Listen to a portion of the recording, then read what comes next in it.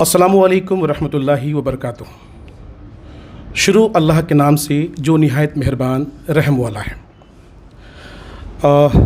आप इंटेलेक्चुअल्स, आप सबका वेलकम है, खैर मकदम है। जैसा कि हम सबको पता है, हम सबको मालूम है, आज दरअसल हम सब जो यहाँ जुड़े हैं उसका मकसद दरअसल ये है कि जिस तरह से आप देख सकते हैं symposium on the establishment of Imam Bukhari university Kishanganj, landmark of higher education in Seemanchal Bihar.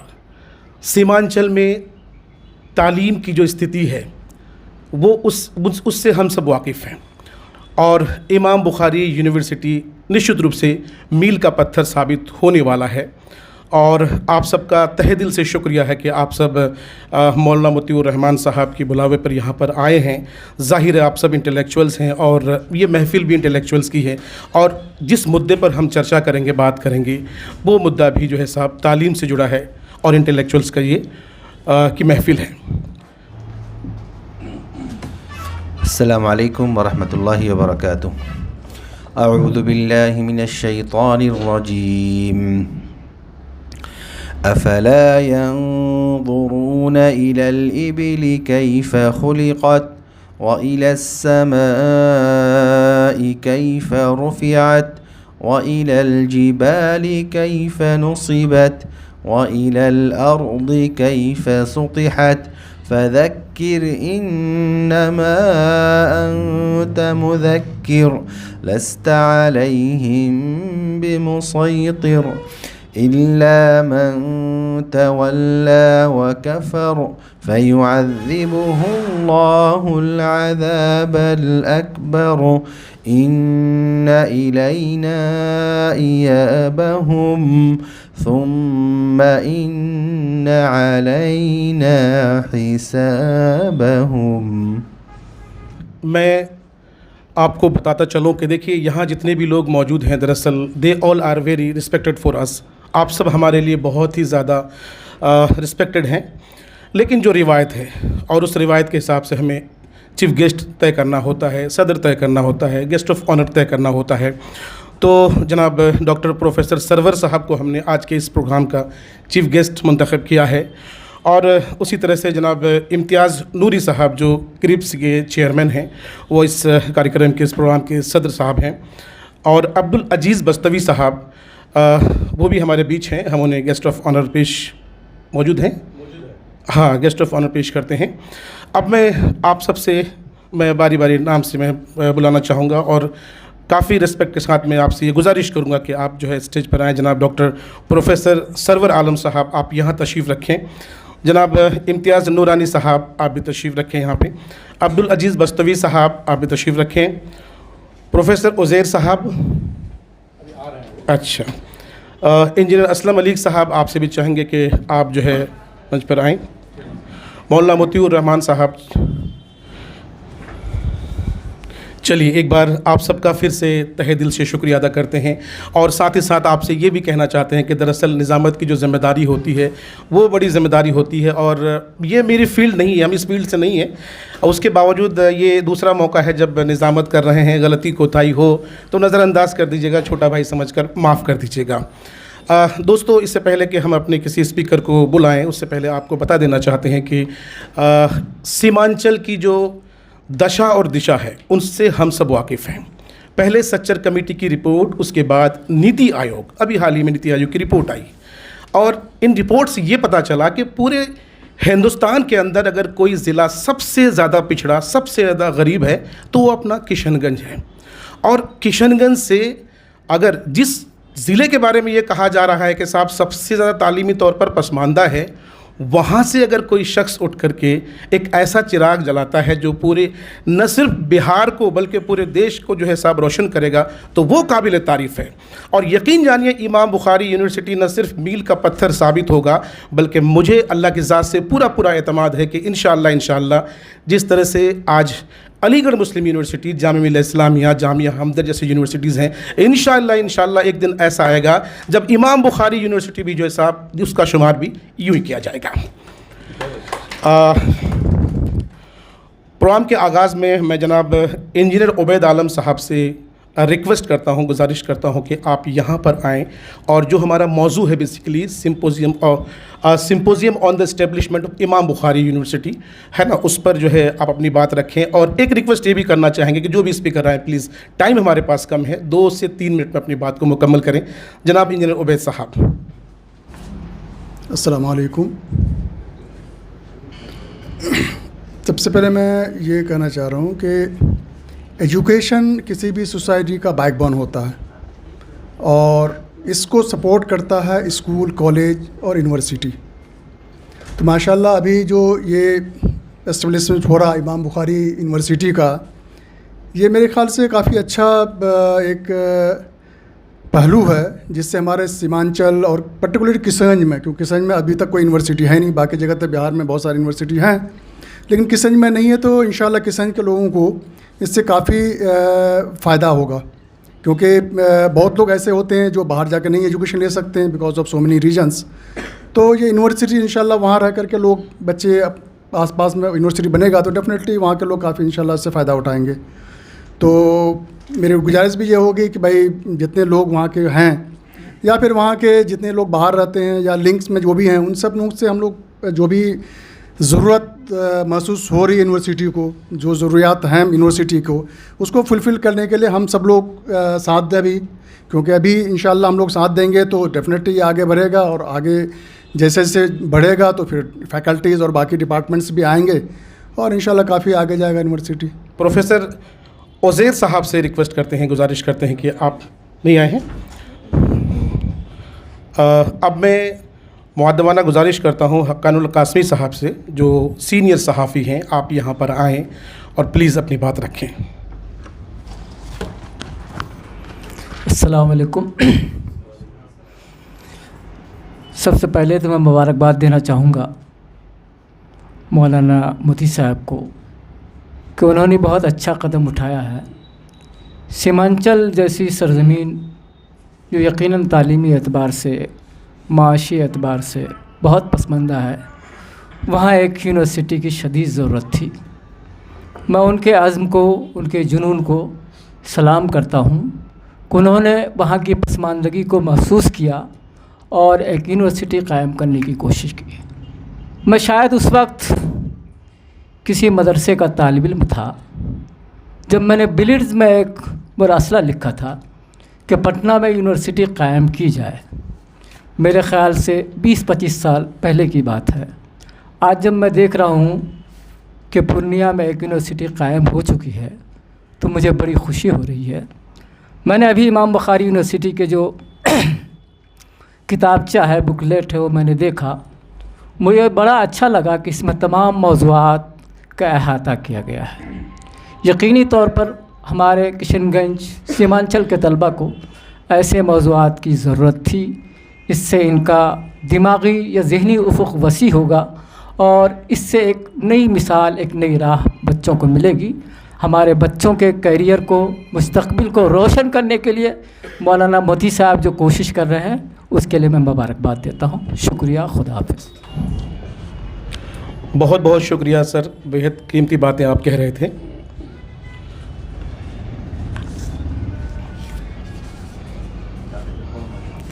अब मैं काजी सबीउर रहमान साहब से गुजारिश करता हूँ, अपील करता हूँ कि आप आएँ और अपनी कीमती बात यहाँ रखें।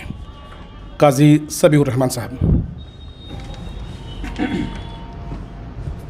अस्सलामु अलैकुम। बिस्मिल्लाहिर्रहमानिर्रहीम। इक़रा बिस्मि रब्बिकल्लज़ी खलक़। जो कुरान की जो पहली आयत उतरी हुज़ूर पाक सल्लल्लाहु अलैहि वसल्लम पर जब कि वो गारे हिरा में थे, तो ये 5 पहली आयतें उतरी है। और सबसे पहले जब जिब्रील आए और उन्हें कहा कि इक़रा पढ़, तो उनका रिएक्शन कहते मैं कैसे पढ़ूँ, मुझे तो पढ़ना नहीं आता। तो फिर उन्होंने इसको 3 बार जब दोहराने के बाद फिर ये 5 आयतें उन्होंने पढ़ी। तो ये हम सब के लिए बहुत ज़रूरी है कि बीइंग ए ह्यूमन बीइंग और एज ए मुस्लिम, एजुकेशन कितना इम्पोर्टेंट है कि अल्लाह ने जो सबसे पहले जो वही उतारी है हुज़ूर पाक सल्लल्लाहु अलैहि वसल्लम पर, वो पढ़ने को लेकर के है, वो इल्म को लेकर के है। और फिर आगे जो 3-4 आयतें हैं कि जिसने इंसान को पैदा किया, जिसको इंसान को खून के लुथरे से पैदा किया और पढ़ता रहा, तेरा रब बड़ा करम वाला है। तो ये नहीं है कि हम इसको मतलब we have to strive for the excellence, continuous education. मेरे वालिद साहब मरहूम, जो पिछले साल उनका इंतकाल हो गया, अल्लाह उन्हें जन्नत नसीब करे, उन्होंने अपनी पूरी ज़िंदगी एजुकेशन के लिए समर्पित कर दिया है और वो हेड मास्टर रहे हैं। आखिर में उन्होंने अल्ता हाई स्कूल से उन्होंने शुरू किया था, और मैं थोड़ा सा शायद 1-2 मिनट ज़्यादा ले रहा हूँ, और आखिर में वहीं से वो रिटायरमेंट भी हुए। इस बीच वो कई जगह रहे, गांगी मिडिल स्कूल में काफ़ी दिन रहे और कई जगहों पे रहे। तो एक तो पहले समझ में बात नहीं आती थी, पहले लगता था कि इंसान की जो पहचान और इज़्ज़त है वो बाकी दुनियावी चीज़ों से है, लेकिन जब उनके साथ रहा, उनको ऑब्ज़र्व किया, और यही नहीं, उनके रिटायरमेंट के बाद वो लगभग 1992 वगैरह में या 91 में रिटायर किए, और अभी तक, पिछले साल उनका इंतकाल हुआ, वो अभी तक बच्चों को पढ़ा ही रहे थे, छोटे छोटे बच्चों को पढ़ा रहे थे। तो और जो उनकी इज़्ज़त देखिए, कई लोग, काफ़ी लोग जब उनके बारे में पूछते आते हैं तो लगता है कि ये एक ऐसी चीज़ है, शायद अगर आप देते हैं सोसाइटी को तो इससे बढ़ के कुछ नहीं है। तो मैं जैसे इमाम बुखारी यूनिवर्सिटी के जो आज ये एक इस्टेब्लिशमेंट के लिए जो हम यहाँ बैठे हैं, यूजुअली मैं आ नहीं पाता हूँ इस तरह के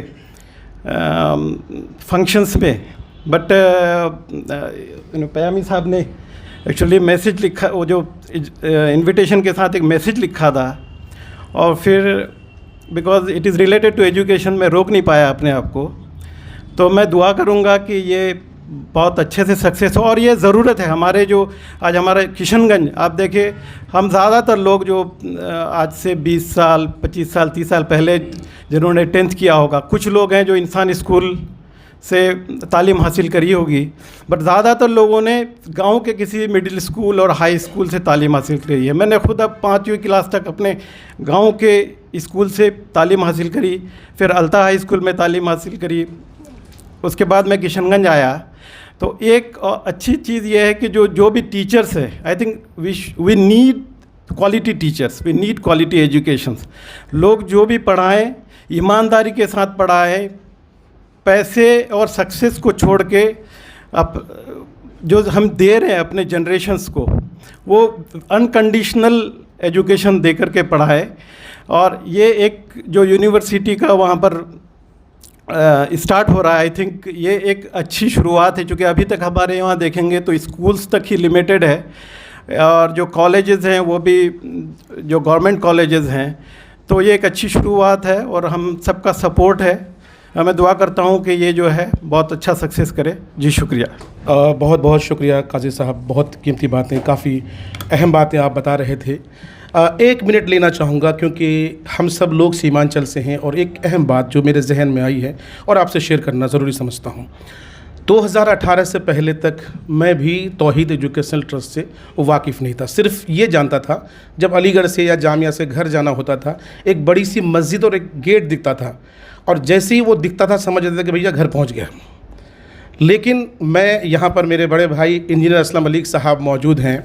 मैं इनका ज़िंदगी भर एहसान मानूंगा कि इन्होंने मुझे वहाँ पर तौहीद एजुकेशनल ट्रस्ट में जो है साहब इनकी सिफारिश से मैं पहुँचा वहाँ पर। फिर मैं समझ सका कि वाकई में अब्दुल मतीन सल्फ़ी साहब और उनके बाद उनके साहबजादे मौलाना मोतीउर रहमान साहब जिस लेवल पर जो है तालीम को बढ़ावा दे रहे हैं, उस पर मौलाना मोतीउर रहमान साहब ख़ुद बताएंगे, मैं उस पर जिक्र नहीं करना चाहूँगा। लेकिन सही बात यह है मेरे भाइयों कि हम लोग किशनगंज से होने के बावजूद तौहीद एजुकेशनल ट्रस्ट की जो तालीमी एक्टिविटी है उससे हम लोग वाकिफ़ नहीं हैं। और जिस लेवल पर जो मतलब हायर एजुकेशन की जो बात की जा रही है, यकीन जानिए मौलाना मोतीउर रहमान साहब की ये पहल इंशाल्लाह कामयाब, बिल्कुल निश्चित रूप से कामयाब होना है, और फिर देखिएगा किस तरह से हम लोग इससे फैज़याब होंगे। खैर बहरहाल, तो अब हम जो है साहब नदीम सुहेल साहब हमारे दोस्त हैं, हमारे अजीज़ हैं, और इस कार्यक्रम को कामयाब बनाने में उनकी बड़ी भूमिका रही है। नदीम भाई, आपसे गुजारिश करेंगे कि आप यहाँ पर तशरीफ़ लाएँ, कीमती बातों से सरफराज करें। अस्सलाम वालेकुम। जिस मकसद से हम लोग यहाँ जमा हुए हैं ये तो आप सभी को पता है। एजुकेशन की हालात के बारे में सिर्फ एक छोटी बात मैं कहूँगा और ख़त्म करूँगा अपनी बात को, कि इंडिया में जो यूनिवर्सिटीज़ हैं वो टोटल सिर्फ 441 यूनिवर्सिटी है पूरे इंडिया में, जो कि आबादी के हिसाब से आप देखें 130 करोड़ लोग की जनसंख्या वाले इंडिया में सिर्फ 441 यूनिवर्सिटीज़ हैं। और अगर बिहार की बात करें तो बिहार में जो यूनिवर्सिटीज़ हैं वो सिर्फ 18 है, और 18 यूनिवर्सिटीज़ में जो 8 यूनिवर्सिटीज़ ऐसी हैं जिनको फ़िट का सर्टिफिकेट दिया गया है यूजीसी की तरफ से, और 10 यूनिवर्सिटीज़ ऐसे हैं जो कि नॉट टू फिट फाउंड हुए हैं यूजीसी के सेक्शन 12B। तो जिसका जो मेन जो कारण है वो बेसिकली है इंफ्रास्ट्रक्चर। जैसे सभी भाई ने बताया कि जो हमारे किशनगंज और सीमांचल में जो एजुकेशन का जो लेवल है वो स्कूल तक ही महदूद रह गया है, आगे नहीं बढ़ पाया है। और हायर एजुकेशन की बात करना हर किसी के बस की बात नहीं है। पिछले बार भी मैंने कहा था कि जब सर सैयद अहमद ख़ान ने रहमतुल्लाह अलैह जब अपने पैरों में उन्होंने घुंघरू बांधा था, तब अलीगढ़ मुस्लिम यूनिवर्सिटी जैसा एक इदारा खड़ा हुआ था। तो ये इतना आसान नहीं है। तो हम लोगों का ये मतलब रिस्पॉन्सिबिलिटी है कि अगर हम लोगों के बीच में से एक ऐसा इंसान जो इतनी बड़ी बात लेकर के खड़ा है, एक यूनिवर्सिटी की बात कर रहा है कि उसका एस्टेब्लिशमेंट कैसे हो, तो इसके लिए उनको हम लोगों का सहयोग का ज़रूरत है कि कैसे उनको हम लोग सहयोग करेंगे। तो अभी मतीउर रहमान साहब बताएंगे कि कैसा इंफ्रास्ट्रक्चर की ज़रूरत है और किस तरह से जो है कितने स्क्वायर फीट चाहिए।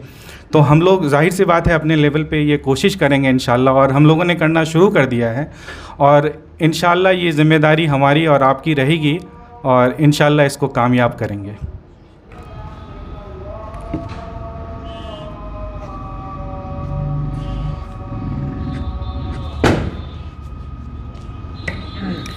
अब मैं बड़े ही अदब और एहतराम के साथ मौलाना मतीउर रहमान साहब, जो तौहीद एजुकेशनल ट्रस्ट के चेयरमैन हैं, इमाम बुखारी यूनिवर्सिटी के भी चेयरमैन हैं, उनसे गुजारिश करते हैं कि आप माइक पर आएँ और जिस मकसद से हम यहाँ पर आज जुड़े हैं उसको ज़रा सा ब्रीफ करें प्लीज़।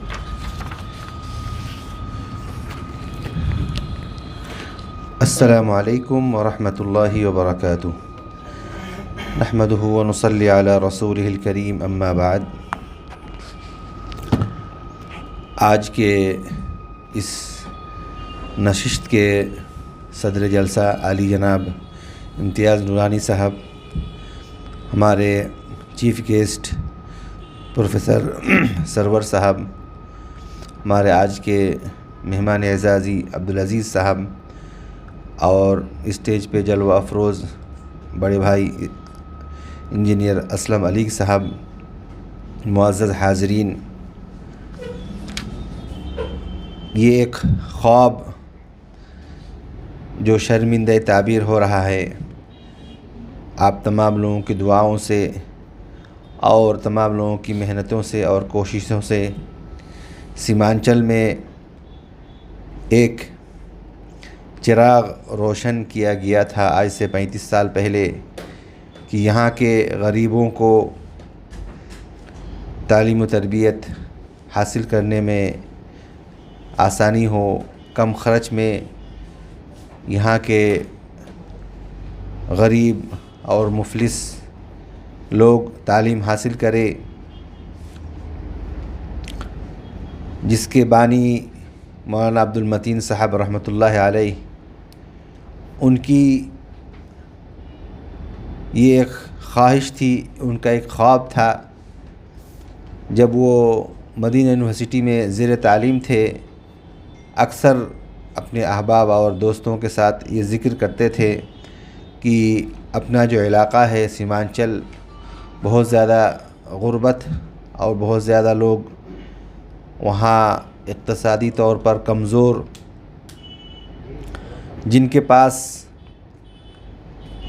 ये इम्कानात होते थे, इतने पैसे होते थे कि अपने बच्चों को मदरसा लाइन में पढ़ाने के लिए दारुल उलूम देवबंद, नदवतुल उलमा लखनऊ, बनारस या दिल्ली, बम्बई या दीगर मुल्क में दीगर जगहों पर जहाँ पर इम्कानात है वहाँ पर भेजते थे, और जिनकी तादाद इधर जिनकी तादाद समाज में 5% भी नहीं हुआ करता था, और जिनके पास इम्कानात नहीं होते थे अपने बच्चों को मकतब में पढ़ाकर फिर वो काश्तकारी में, लेबर और मज़दूरी में लगा देते थे। इस तरीके से तालीमी शरह सच्चर कमेटी के रिपोर्ट के मुताबिक हिंदुस्तान का सबसे पिछड़ा हुआ डिस्ट्रिक्ट में शुमार किया गया। तो आज से 35 साल पहले एक हिफ्ज़ खाना 14 बच्चों से शुरू किया गया, और देखते ही देखते ये इदारा 2010 को वो वफ़ात पाए। तब तक इस इदारे की तौहीद एजुकेशनल ट्रस्ट की जितनी भी बिल्डिंगें और जितने भी कैंपस सबको अगर एक जगह मिला दिया जाता तो अपने आप में वो एक यूनिवर्सिटी थी। लेकिन उस वक्त तक यूनिवर्सिटी का परमिशन वगैरह हासिल नहीं हो सका, और उस वक्त तक बिहार में प्राइवेट यूनिवर्सिटी बनाने का जो एक्ट था वो बहुत पेचीदा था। 2012 में लगभग मुझे जो याद है कि नीतीश हुकूमत प्राइवेट यूनिवर्सिटी एक्ट को मंगाकर मुताला किया कि भाई क्या बात है कि बिहार में एक भी प्राइवेट यूनिवर्सिटी नहीं है। तो देखा गया कि जो यहाँ क़वानीन और ज़वाबित है वो बहुत सख्त किस्म के हैं, और यहाँ पर इस तरह के क़वानीन और ज़वाबित हो तो यहाँ कोई प्राइवेट यूनिवर्सिटी नहीं खोल सकता।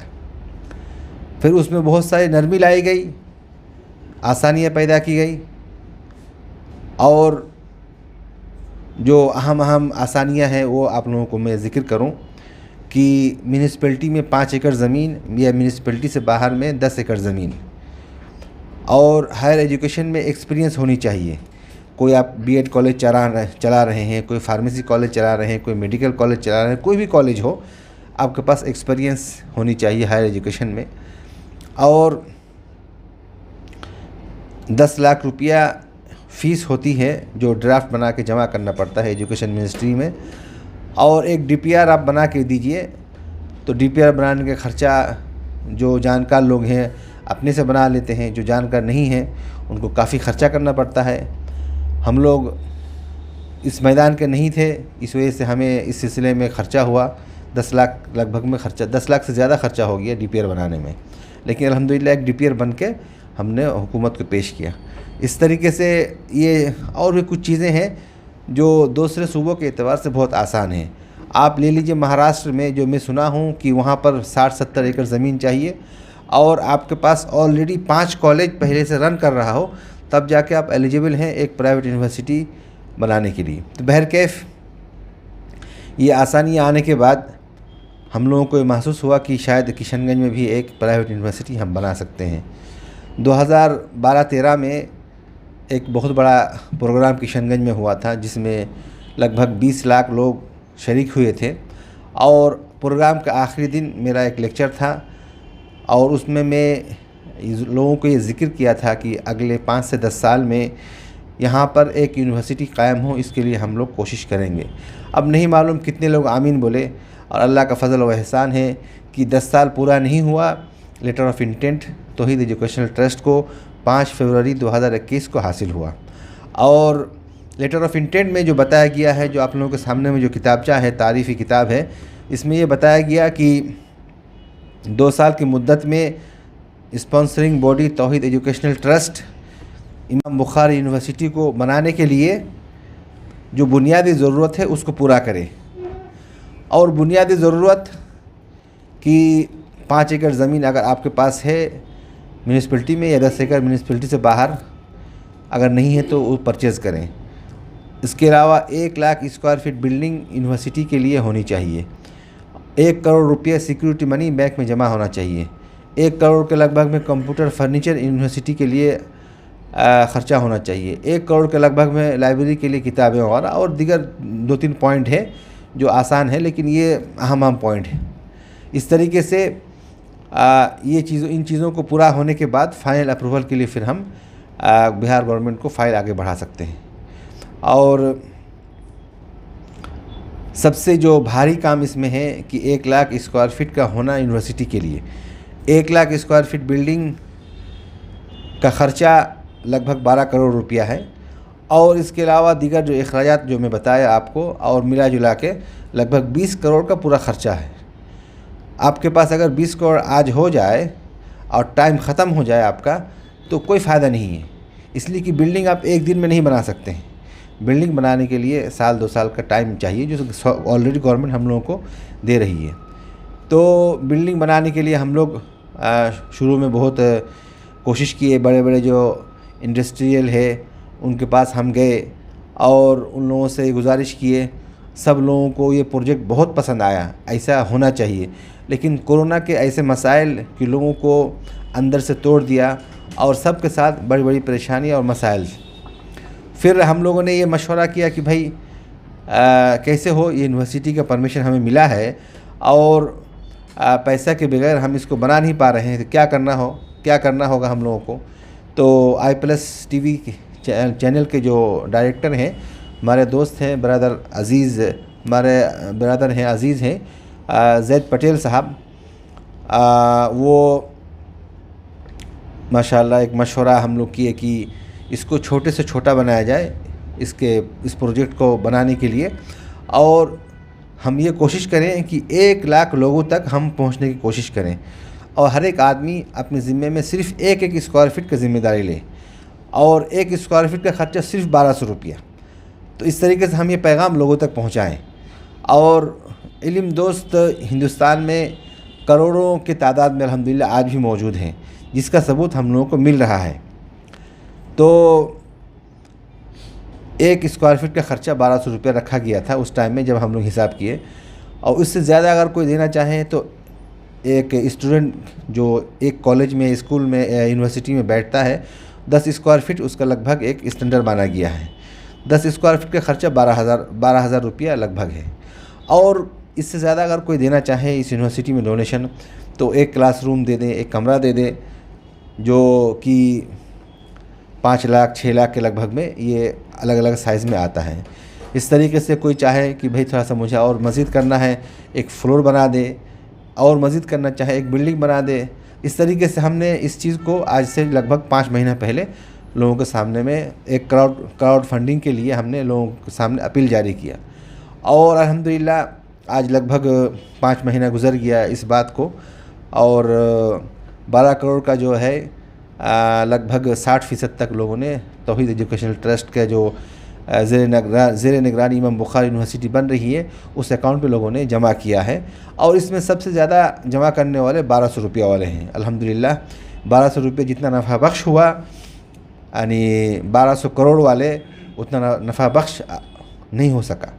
तो अल्लाह की मर्ज़ी, और इसमें हज़ारों बल्कि लाखों लोग जुड़ रहे हैं इस मिशन के साथ और लाखों लोगों की दुआएं शामिल हैं।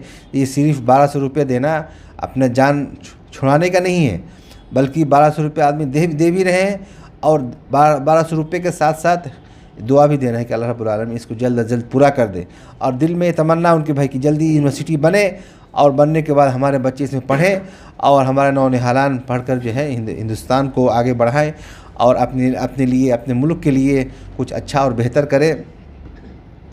बेशक हिंदुस्तान उस वक्त तक सुपर पावर नहीं बन सकता है जब तक यहाँ का हर तबका तालीम याफ्ता ना हो, यहाँ का हर इंसान मजबूत ना हो, तालीमी एतबार से, माली एतबार से, फ़िक्री एतबार से, हर एतबार से। यहाँ का एक तबका पढ़ ले और बाकी लोग जाहिल रह जाए तो कभी भी हिंदुस्तान आगे नहीं बढ़ सकता है। जितना आगे बढ़ा है जहालत की वजह से और पीछे आने का इम्कान है, और बल्कि कुछ चीज़ें ऐसी हैं जो हम लोग इस वक्त देख भी रहे हैं, और उसका सबब यही है कि जहालत है।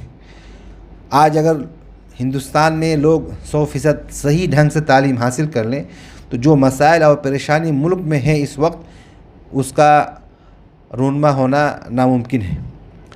तो तालीम ना होने की वजह से ये सब मसाइल और परेशानी है। हम हिंदुस्तान को तालीम याफ्ता बनाएंगे और हिंदुस्तान को एक सच्चा और पक्का सेकुलर मुल्क बनाएंगे। हिंदुस्तान को हम लोग सब लोग मिलकर आगे बढ़ाएंगे, एक सुपर पावर बनाएंगे इंशाअल्लाह।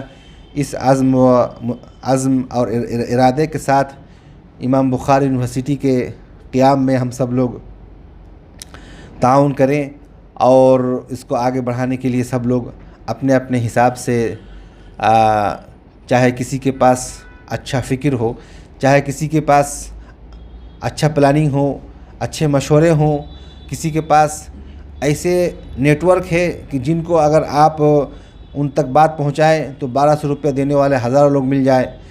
इसी तरीके से ख़ुद ऐसे लोग हैं जो भाई अपने में 1200, 12,000 और 12 लाख तक दे सकते हैं। तो हर नाहियत से हम लोगों को इसमें आगे आना चाहिए। ये प्रोजेक्ट वक्फ़ का प्रोजेक्ट बनाया गया है। वक्फ़ है ऐसी चीज़ कि इंसान अपनी ज़िंदगी में जब तक बाहयात है तब तक उसका अजर उसको मिलेगा ही, और मरने के बाद जब तक वो प्रोजेक्ट कायम रहेगा तब तक उनको उसका सवाब मिलता रहेगा। हर इंसान चाहता है, हर मुसलमान चाहता है कि मरने के बाद भी उनको इस साल सवाब के लिए कुछ न कुछ उसका होता रहे।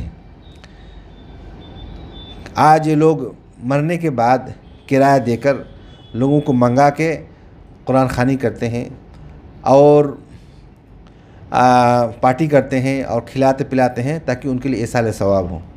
लेकिन शरीयत में जो कहा गया है कि आप अपने एसाल सवाब के लिए अपनी ज़िंदगी में ही करके जाइए।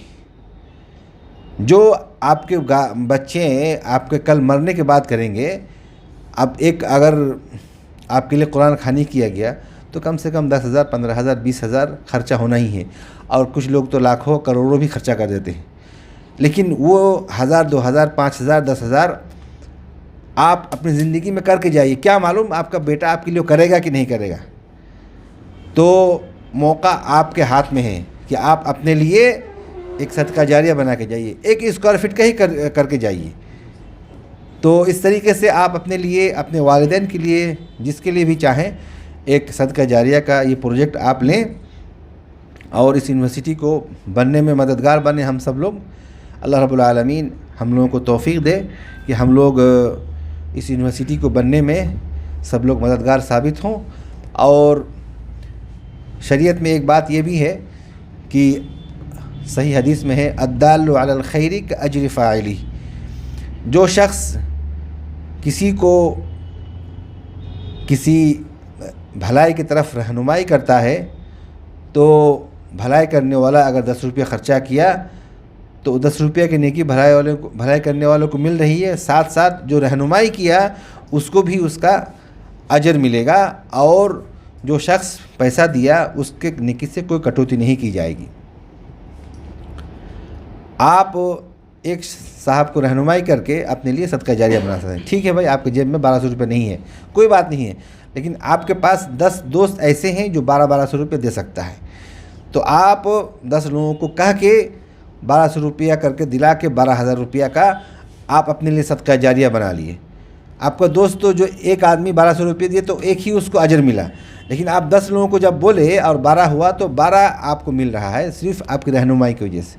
तो मैं मिसाल के तौर पे ये आपको ज़िक्र कर रहा हूँ कि आप अपने लिए इस तरीके से एक सदका जारिया मुफ्त में कर सकते हैं, सिर्फ़ 2 अच्छी बात कह के। अल्लाह रब्बुल आलमीन हम लोगों को तौफ़ीक़ दे कि इस यूनिवर्सिटी को कायम करने में हम तमाम लोग मददगार साबित हों और यूनिवर्सिटी बने और सीमांचल के लोग, किशनगंज के लोग इस यूनिवर्सिटी से तालीम हासिल करें। हमारे नौनिहालान वहाँ से पढ़कर इस हिंदुस्तान को आगे बढ़ाए, इस मुल्क को एक सुपर पावर बनाने के तरफ सब लोग मिलकर काम करें। अल्लाह रब्बुल आलमीन हम लोगों का हर तरह का नेक अमल कबूल फ़रमाए और हम लोगों को तौफ़ीक दे। इसके लिए वसल्लल्लाहु अला नबी। बहुत बहुत शुक्रिया मौलाना मोतिउर रहमान साहब, काफ़ी तफसील से आपने चीज़ों को समझाया, बताया। दोस्तों, आपको बताते चलें कि हमारे ही किशनगंज के जो वज़ीरपुर इलाके में रहने वाले जो हमारे भाई बंधु हैं, जो अलग अलग इंडस्ट्रीज़ से जुड़े हुए हैं, अल्हम्दुलिल्लाह हम लोग जब उनके पास पहुँचे तो हमारे पहुँचने से पहले ही उन्होंने जो है साहब आपस में मशवरा कर लिया और उन्होंने ये तय किया कि भाई हम 10-15 लोग जो है हम लोग आपको एक रूम का जो ख़र्चा है वो उन्होंने कहा कि भाई हमारी तरफ से ये कंट्रीब्यूशन रहेगा। उसी तरह से हमने आज एक साहब से मुलाकात की, मौलाना मोतिउर रहमान साहब ने मुलाकात की, तो उन्होंने भी अज़म किया कि इंशाअल्लाह हम कर सकते हैं। तो यकीनन अगर हम ये अज़म करेंगे तो हमारे लिए बहुत ही मामूली सी चीज़ है और हम सबको करना चाहिए। अब मैं जनाब इंजीनियर शहजाद साहब से गुजारिश करता हूँ कि आप आएँ, अपनी बात रखें। इंजीनियर शहजाद साहब जी, अच्छा, उज़ैर साहब अभी आए हैं, तो मैं चाह रहा हूँ कि एक दो लोगों को बुलाने के बाद उसके बाद फिर उनको मैं दावत सुकून दूँगा। जनाब प्रोफेसर जुनैद हारिस साहब हमारे बीच मौजूद हैं, जामिया से इनकी वाबस्तगी है। हम आपसे गुजारिश करते हैं कि आप आएँ और 2 से 3 मिनट में अपनी बात को ख़त्म करें। अस्सलाम वालेकुम वरहमतुल्लाहि वबरकातुहू। हकीकत तो ये है कि 2 से 3 मिनट भी ज़्यादा है, इसलिए कि किशनगंज वालों की महफ़िल है, बड़े खुशनसीब लोग हैं और उन खुशनसीबों में मेरा शुमार होता नहीं। मैं सर सैयद की तफसीर एक दिन पढ़ रहा था, तफसीरुल कुरान वहुवल हुदा वल फुरक़ान उसका नाम है। तो उसके मुक़दमे में एक बहस है जिसको कि उनके एक साथी ने उनसे की है, उसके मुक़दमे में ख़ुद उन्होंने ज़िक्र किया है। वो है मुक़दमा में जो बहस है सैयद महदी अली मोहसिनुल मुल्क के हैं, उनके एक दोस्त। ज़बरदस्त बहस है, यानी कि दोनों का नज़रियाती इख्तलाफ इतना शदीद है कि भाई ज़ाहिर सी बात है सर सैयद ये मानते नहीं थे कि जिब्राइल लेकर के आए कुरान को, ये मानते थे कि डायरेक्ट अल्लाह ताला ने दिल पर वही की है और बीच में कोई नहीं है, फ़रिश्तों को मानते ही नहीं थे और वो कह रहे थे कि भाई ऐसी बात बेकार की क्यों कर रहे वगैरह वगैरह, लंबी बात। लेकिन एक बात हमें समझ में आई, इस शदीद इख्तलाफ के बावजूद जितना ज़बरदस्त उन्होंने ताउन किया है ये काबिल दीद है, इसलिए कि ज़ाती इख्तलाफ किसी से मुमकिन है। वजह यह है कि हम असरी अज़ाब भी होती है और हिजाब भी होती है। हम अपने सामने वाले आदमी को तस्लीम करना बड़ा मुश्किल होता है कि ये तो हमारे साथ घूमता था, ये क्या करेगा, ठीक है ना। और ये तो एक तरह से हमें एक्सेप्ट करना बड़ा मुश्किल काम होता है। और हिजाब भी होता है कि हम अपने सामने वाले की कुछ गलतियों को माफ़ भी करते चलते हैं, यार ये तो हमारा साथी, हम इसको कैसे बोलें। लेकिन हकीकत ये है कि वही फ़ैसला लेने का वक्त होता है कि मुस्तक़बिल किसके हाथों में है।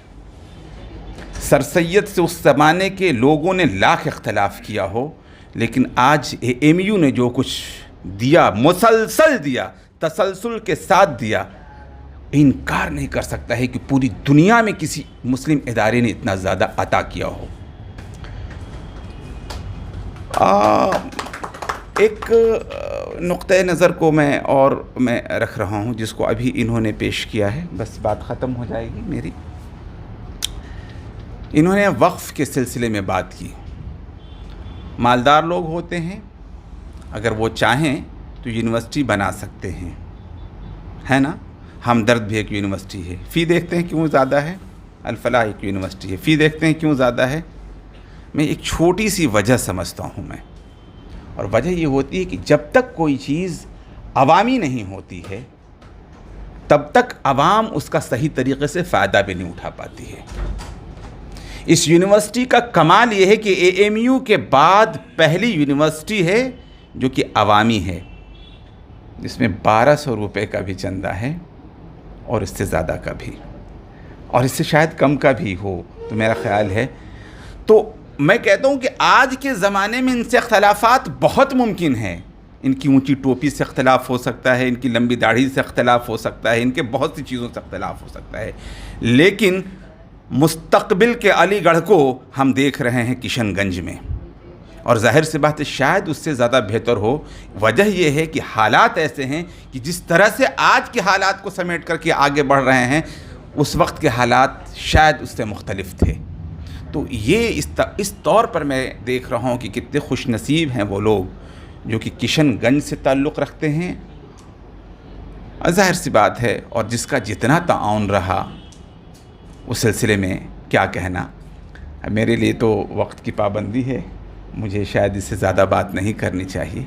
बहुत बहुत शुक्रिया। सर माजरत के साथ कहना चाहूँगा कि वक्त की पाबंदी सिर्फ आपके लिए नहीं है। दरअसल प्रोग्राम बहुत लेट से शुरू किया गया है और हमारे पास वक्त कम है, इसलिए जो भी स्पीकर आएंगे प्लीज़ आपसे जो है एक्सट्रीमली हम जो है रिक्वेस्ट करते हैं कि प्लीज़ 2 से ढाई 3 मिनट में अपनी बात को मुकम्मल करें।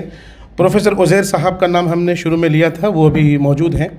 आपसे अपील है कि आप आएँ, स्टेज पर आएँ, अपनी बात रखें। अस्सलाम वालेकुम।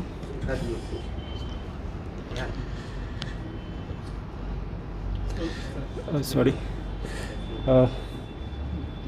मैंने फ़र्स्ट टाइम इनको देखा आज। तो माशाल्लाह बहुत नूरानी चेहरा है और आप काम भी अल्हम्दुलिल्लाह बहुत अच्छा करने जा रहे हैं। तो एक्चुअली हम लोग हमदर्द में हैं। जब 98 में मेरा दाखिला हुआ था हमदर्द में, तो एक मतलब ऐसा लगा कि ड्रीम सा। फिर उसके बाद जब M.Pharm कंप्लीट हुआ तभी मेरा अपॉइंटमेंट वहाँ पे हुआ। तो मैं इतना ज़्यादा एक्साइटेड था कि हमदर्द जैसे जगह में होना कोई मामूली बात नहीं है। तो उसके वजह से मुझे 1 वीक तक नींद नहीं आई, इतना ज़्यादा एक्साइटमेंट था। और मुझे इस चीज़ का भी एक मतलब क्या कहें रिग्रेट था कि मैं अलीगढ़ में नहीं पढ़ सका। तो मैं चाहता हूँ कि अलीगढ़ जैसा ही कोई इंस्टीट्यूट किशनगंज में खुल सके।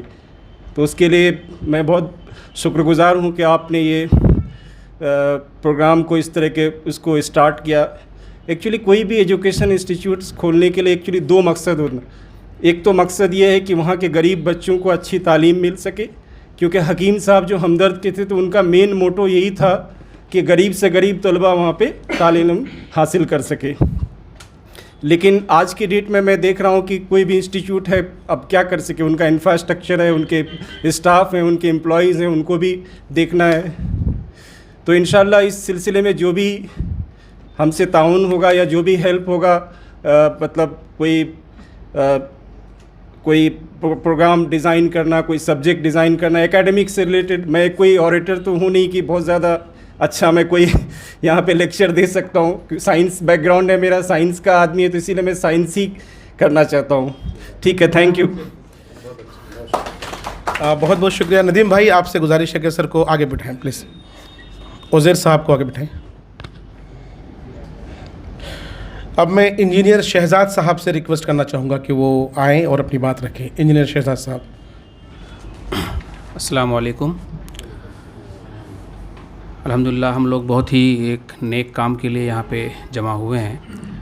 मकसद यही है कि हमारे इलाके में जो भी गरीब हैं, जो इस लायक नहीं हैं कि भाई अपने फाइनेंशियल मजबूरी की वजह से आगे पढ़ सकें, वो चीज़ जो ये हम मौलाना मतीन साहब जो ये बना रहे हैं, जो अल बुखारी यूनिवर्सिटी, उसमें हमारे इलाके के बच्चे उसमें तालीम हासिल करें और हमारी हर तरह से इसमें मदद रहेगी। एजुकेशन लाइन से उसकी मदद रहेगी इंशाअल्लाह। और अल्लाह से यही दुआ है कि ये अपने मकसद में कामयाब हो और इंशाअल्लाह ये आगे बढ़े। जज़ाकल्लाह। अस्सलाम वालेकुम। चलिए, बहुत बहुत शुक्रिया जनाब।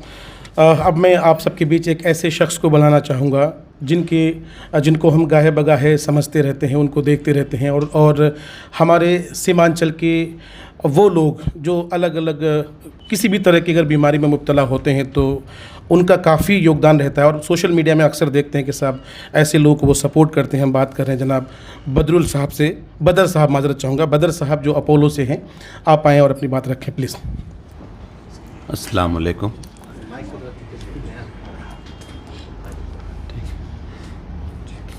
अस्सलाम वालेकुम। मेरा नाम बदर आलम है। मैं बहादुरगंज से ताल्लुक़ रखता हूँ। किशनगंज इंसान स्कूल से तालीम हासिल की है हमने। मुझे ज़्यादा कुछ इस इदारे के बारे में नहीं मालूम है, लेकिन एक ऐसी शुरुआत जो मेरे नज़र के सामने दिख रही है मैं चाहता हूँ कि शायद ही कोई ऐसा इंसान हो जिसकी हिमायत ना करे या इसकी तरफ अपना कोऑपरेशन ना बढ़ाए। हम सब साथ हैं, जिस लेवल पे जिससे जो कंट्रीब्यूशन हो सकता है ऑलवेज़ अवेलेबल, और मैं इसका खैर मकदम करता हूँ। बहुत बहुत शुक्रिया बदर भाई। अब हम इंजीनियर असलम मलिक साहब से गुजारिश करते हैं कि आप आएँ और अपनी बात रखें।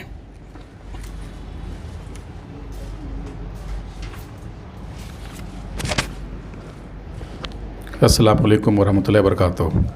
मैं तमाम लोगों से, इंजीनियर साजाद साहब से थोड़ा सा गुजारिश कर रहे हैं कि जो भी कॉल अभी आप लोग को आ रहा है थोड़ा 15-20 मिनट के लिए, आधे घंटे के लिए इग्नोर करें। मैं समझता हूँ कि ये फैमिली टाइम है और उस टाइम में आप लोगों को बुलाया गया है क्योंकि गुफ्तगू बहुत सीरियस है और हम सीरियस लोग आज बैठे हैं। इसलिए अगर आप देखें होंगे कि ऑडियंस को जो टारगेट किया गया है वो बहुत ही लिमिटेड और एक तरह से दानिश्वर लोगों को, सूझबूझ वाले लोगों को टारगेट किया गया है। मैं अपनी बात शुरू करता हूं और उसके बाद फिर एक फॉर्मल डिस्कशन, ओपन हाउस इसको बनाया जाएगा और उसमें 3-4 जो लोग हैं, क्योंकि वो सिर्फ इंडिविजुअल नहीं है, एक शख्स नहीं है। इसमें मतलूब हसन साहब हैं हमारे बीच में, इमदादुल्लाह जौहर साहब हैं, कैसर साहब हैं, हाजी मंसूर साहब हैं, तौकीर राही साहब हैं, और दरभंगा से भी 2 अफराद हमारे बीच में हैं। एक एडवोकेट हैं हाई कोर्ट में, एक अशकार हाशमी साहब भी हैं। मेरा जो कहना है थोड़ा सा आप लोग इसको संजीदा से सुने। मोबाइल में व्हाट्सएप मैसेजेज या उसको साइलेंट मोड में कर दें। शमीम साहब भी हमारे बीच में बैठे हुए हैं जो दूरदर्शन में हैं। तो मैं अपनी गुफ्तगू शुरू करता हूँ। आज के इस मजलिस के सदर जनाब Imtiaz Noorani Sahab, founder chairman Krips group of hospitals,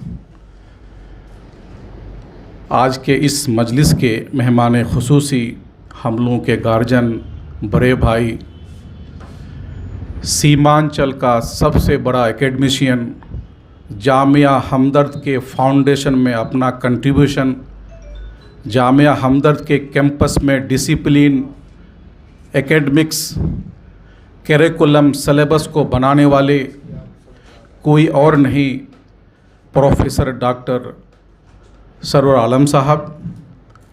हमारे बीच में गेस्ट ऑफ ऑनर उस रियासत से जिनका ताल्लुक़, जो रियासत हिंदुस्तान को ही नहीं बल्कि पूरी दुनिया को अपना रास्ता दिखाता है। केरल से उनका ताल्लुक़ है, आज हमारे बीच में मौजूद हैं।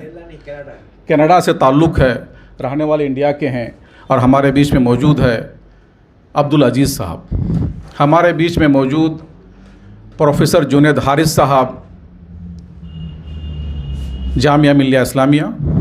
हमारे बीच में मौजूद तौहीद एजुकेशनल ट्रस्ट के चेयरमैन, इमाम बुखारी यूनिवर्सिटी के कन्वीनर, चांसलर, प्रोजेक्ट लीडर जनाब मोतीउर रहमान अब्दुल मतीन सल्फ़ी साहब, और आप हजरात जो हमारे सामने बैठे हुए हैं। आज इमाम बुखारी यूनिवर्सिटी के मौजू पर जो यहाँ पर डिस्कशन चल रहा है, बहुत सारे स्पीकर्स ने अपनी बात रखी है कि एजुकेशन, तालीम, किशनगंज, सीमांचल क्यों ज़रूरत है। आप लोगों को मैं ये बताना चाहता हूँ कि अगर पैमाना या कोई इंडेक्स पूरी दुनिया में हम यूके की बात करें, यूएसए की बात करें, तो कितनी पॉपुलेशन में university, degree college, inter college होना चाहिए। नदीम सोहेल साहब ने कुछ मुख्तसर अंदाज में यहाँ अपनी बात रखा। किशनगंज की आबादी 25 लाख की है और सीमांचल की आबादी, जिसमें 4 ज़िला हैं, लगभग 1 करोड़ के आसपास है। 1947 से अब तक किशनगंज में एक भी यूनिवर्सिटी, सीमांचल में एक भी यूनिवर्सिटी नहीं बना। लेकिन कुछ दिन पहले बिहार गवर्नमेंट ने एक यूनिवर्सिटी पूर्णिया में बनाया। उसके बाद बिहार सरकार का जो प्राइवेट यूनिवर्सिटी एक्ट है, उनके तहत 2 यूनिवर्सिटी सीमांचल में बनाई गई। एक कटिहार में अल करीम यूनिवर्सिटी के नाम से और एक किशनगंज में माता गुजरी मेडिकल या माता गुजरी के नाम से, और एक एएमयू का सेंटर किशनगंज में आया, लेकिन उसका हालात क्या है, वो किस कंडीशन में है, आप तमाम लोग बखूबी जानते हैं। सबसे पहली बात ये है कि इमाम बुखारी यूनिवर्सिटी को लेटर ऑफ इंटेंट बिहार सरकार से कैसे मिला और क्यों मिला, इसमें कितनी जद्दोजहद है, इसमें कितनी काविशें और कोशिशें हैं, उसको भी हाईलाइट करना यहाँ ज़रूरी है। ऐसे ही नहीं कोई सरकार किसी इदारे को या किसी शख्स को या किसी तंजीम को लेटर ऑफ इंटेंट आसानी से दे देता है, क्योंकि मैं गवाह हूँ और मैंने अपने आँखों से देखा है कि जो शख्स हमारे बीच में मोतीउर रहमान मदनी के नाम से मौजूद है, जिसका हुलिया न जाने कभी फ़कीर, कभी पीर, कभी किस तरह के हुलिया में वो रहते हैं, उनकी कितनी मेहनतें हैं, हमने उनको अपने आँखों से देखा है। मुझे याद है कि चाहे 2009 से लेके अब तक जब एएमयू सेंटर किशनगंज का आंदोलन, वो तहरीक चलाई गई, तो सब लोग शाना बशाना एक दूसरे के साथ थे और उस प्रोजेक्ट को, उस आंदोलन को सब कोई मिलकर लीड कर रहे थे। इतना आसान नहीं होता है गवर्नमेंट के साथ कोई एडवोकेसी करना, कोई लाइजनिंग करना और उसके साथ रह करके लेटर ऑफ इंटेंट लेना। कैसे कैसे किस मिनिस्टर को, किस वज़राओं को, वज़ीर आला को, नीतीश कुमार जी को कैसे कैसे मिले और कैसे कैसे इन्होंने एक रिलेशनशिप बना करके डीपीआर कैसे बनाए, इमाम बुखारी यूनिवर्सिटी के लिए डीपीआर कैसे सबमिट हुआ, कैसे इन तमाम ऑफिसर्स को, विजिटिंग टीम को, इंस्पेक्शन टीम को, एजुकेशन मिनिस्टर को, क्योंकि मैं कहीं कहीं शामिल था और मैं उन चीज़ों को अपने आँखों से देखा हूँ, बहुत मुश्किल काम है और बहुत ही टफ काम है, वहाँ तक इन्होंने अंजाम दे दिया। इमाम बुखारी का लेटर ऑफ इंटेंट किशनगंज के लिए ये लेके आ गए हैं। अब इनकी जिम्मेदारी कितनी है कितनी नहीं है हम नहीं जानते हैं। अब हम किशनगंज के लोगों के, सीमांचल के लोगों के और मिथिलांचल के भी लोगों के, क्योंकि मिथिलांचल के लोग भी यहाँ मौजूद हैं, ये हम सब की जिम्मेदारी है कि हम इमाम बुखारी यूनिवर्सिटी को सही माने में ज़मीन पे उतारें, क्योंकि उसका भी एक मियाद है, उसका भी एक टाइम पीरियड है। जैसे हजरत ने भी बताया कि 5 फरवरी 2021 को बिहार सरकार ने लेटर ऑफ इंटेंट दिया है और उसकी मुद्दत, उनका मियाद सिर्फ 2 साल का है। अगर हम 5 फरवरी 2021 से अब तक जोड़ लें तो अमूमन 16 महीना हमारा जा चुका है। 24 महीने में 16 महीना हम खो चुके हैं, जो करना था वो कर चुके हैं, सिर्फ 8 महीना बाकी है। अगर इस 8 महीने में जो लेटर ऑफ इंटेंट का गाइडलाइन है उसके हिसाब से अगर आपने वहाँ इंफ्रास्ट्रक्चर डेवलप नहीं किया, मसलन 1 लाख स्क्वायर फीट का बिल्डिंग नहीं बना, मसलन आपने लाइब्रेरी नहीं बनाया, मसलन आपने फैसिलिटी के नाम पे, इंफ्रास्ट्रक्चर के नाम पे, वो तमाम चीज़ें जो लेटर ऑफ इंटेंट में गवर्नमेंट ऑफ इंडिया ने आपको जो लेटर दिया है उसके हिसाब से काम नहीं हुआ, होगा या हुआ, तो उस लेटर में सबसे आखिर में एक क्लाउज लिखा हुआ है, क्योंकि उस लेटर को मैं पढ़ा हूं और वो लेटर इसमें अटैच भी किया गया जो आपके सामने में प्रोस्पेक्टस है। ये सिंपल एक सेंटेंस लिखा गया है कि हमारी टीम जब जाकर के देखेगा, उसको इंस्पेक्शन करेगा, अगर उसमें ये तमाम चीज़ें नहीं पाया गया तो ये लेटर ऑफ इंटेंट विथड्रॉ कर लिया जाएगा। तो क्या हम एक ऐसी अपॉर्चुनिटी को जो किशनगंज के लिए, सीमांचल के लिए हम लोगों को मिला है, क्या हम उसको खोना चाहते हैं? अब हम बात करते हैं सीधे कि ज़रूरत क्या है, हम क्यों आप लोगों को यहाँ बुलाए हैं, क्या मकसद है, क्यों बैठे हैं सर जोड़ करके। हम लोग दानिश्वर लोग हैं, समझदार लोग हैं, हर शख्स अपने आप में एक अंजुमन है। क्यों हम यहाँ आज एक चिंतन शिविर के नाम पे, एक सलाह मशवरा के नाम पे, एक डिस्कशन के नाम पे हम यहाँ जमा हुए हैं? मकसद साफ है कि मोतीउर रहमान साहब जितना मेहनत कर रहे हैं वो तो करेंगे ही, हम लोगों को भी आगे आकर के अब मेहनत करनी है। 3 फॉर्मूला है, थंब रूल है, 1 लाख स्क्वायर फीट बिल्डिंग बनाने के लिए अगर हम 1200 रुपया पर स्क्वायर फीट लेंगे तो 12 करोड़ हुआ। जैसा मतीउर रहमान साहब ने आपको बताया कि उसमें इतना डिपॉजिट चाहिए, लाइब्रेरी की ये चीज़ चाहिए, फर्नीचर के लिए चाहिए, फला चीज़ के लिए चाहिए, मोटा मोटी 20 करोड़ रुपया का टोटल बजट है, 20 करोड़ का।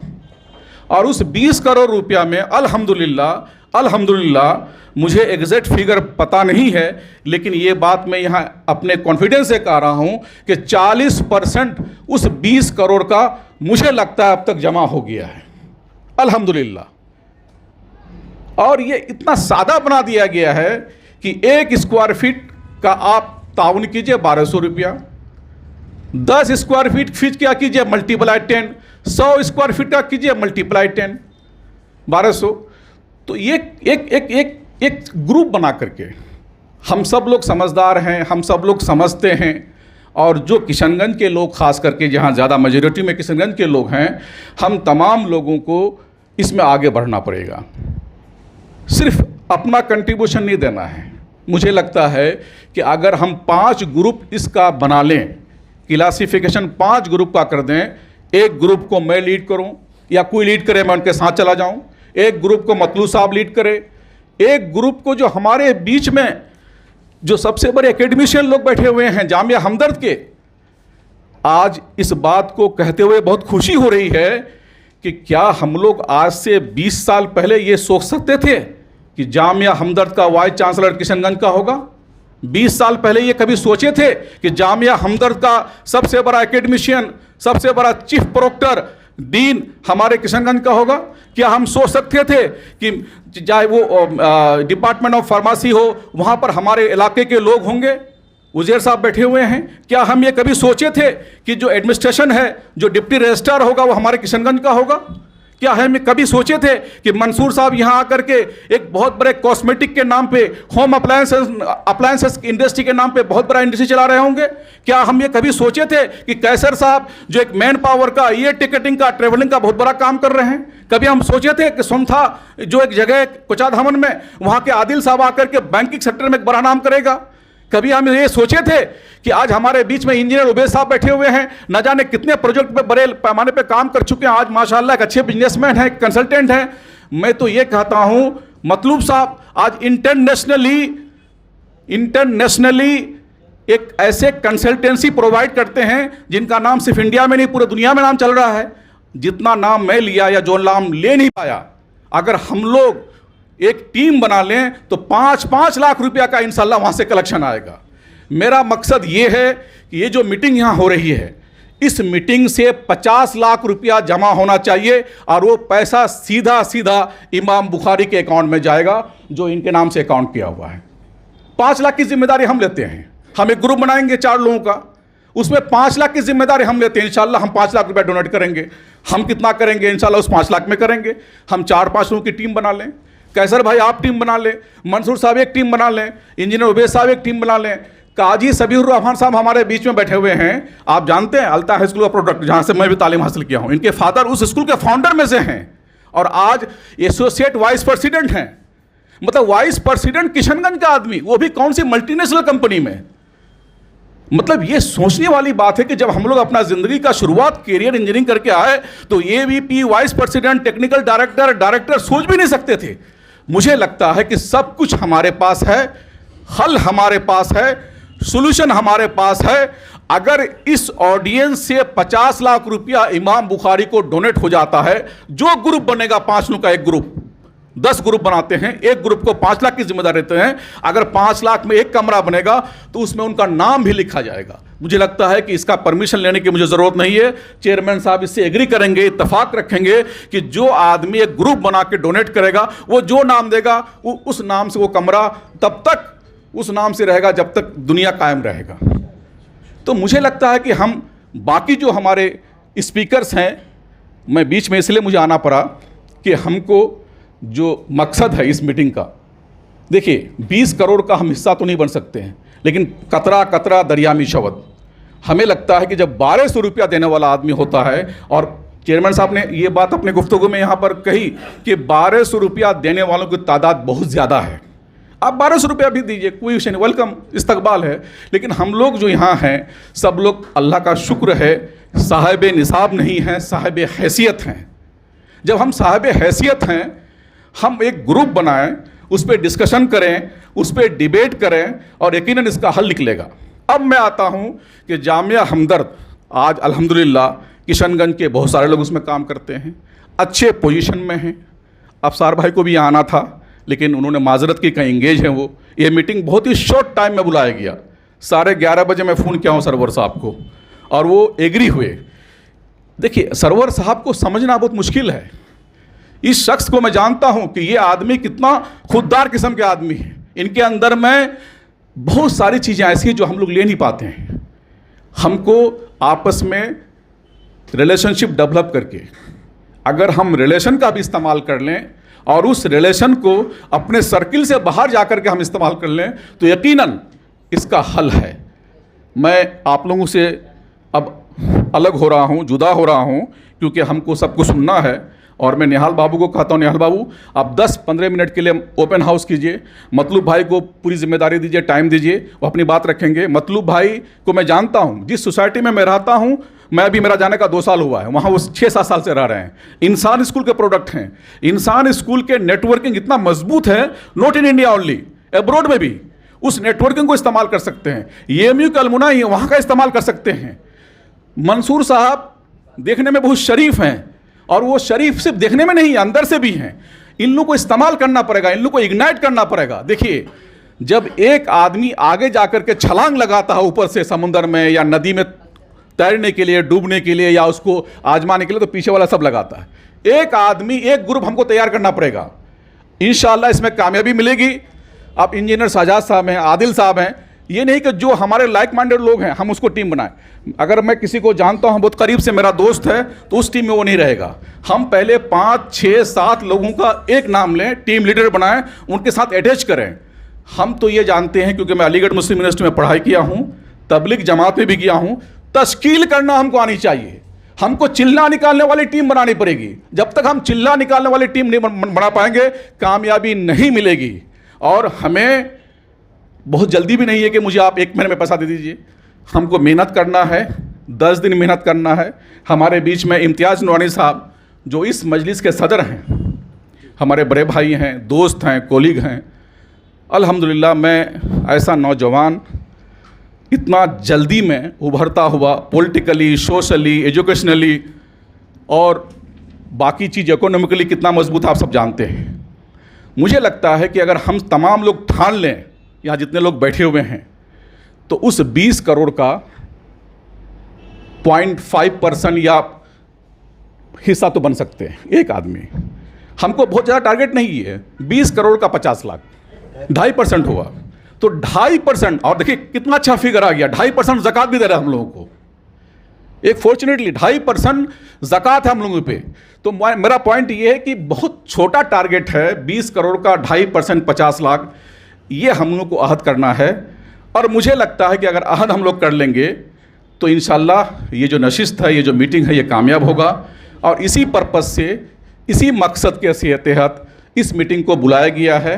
और हम लोग इमाम बुखारी यूनिवर्सिटी, मतलब क्या मैं बोलूँ आपको, आप लोग आइए, जो नहीं देखे हैं।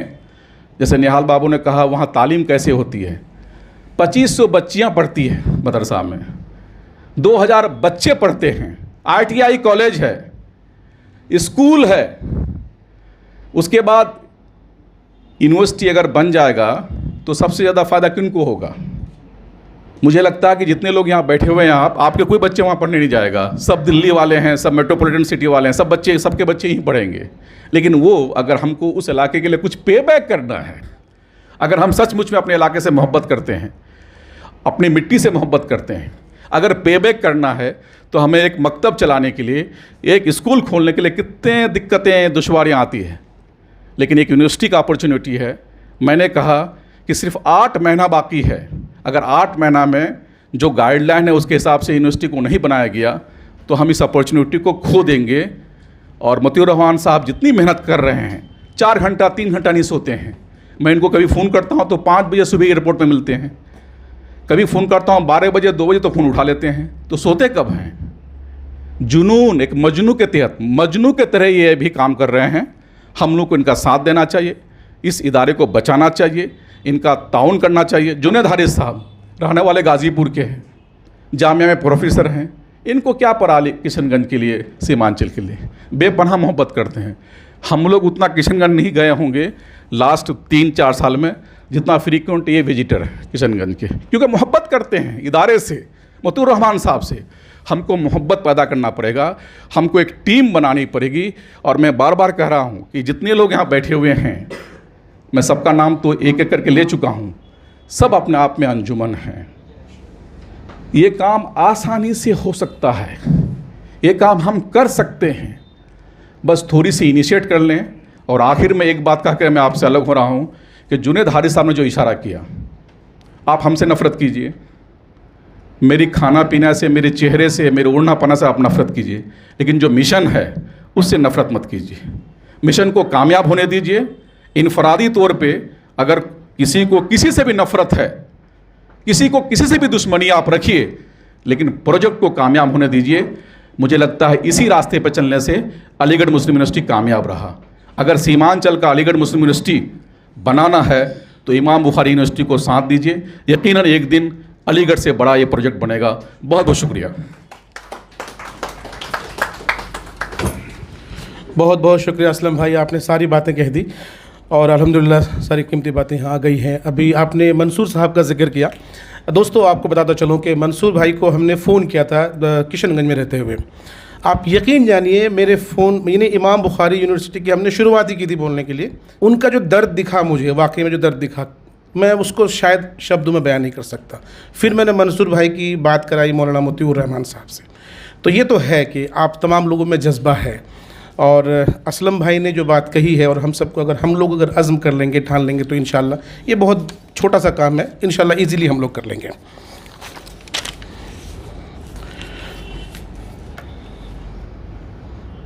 अब मैं अब्दुल अज़ीज़ बस्तवी साहब से गुजारिश करता हूँ कि आप आएँ, कीमती बातें रखें। अस्सलामु अलैकुम रहमतुल्लाहि व बरकातुहू।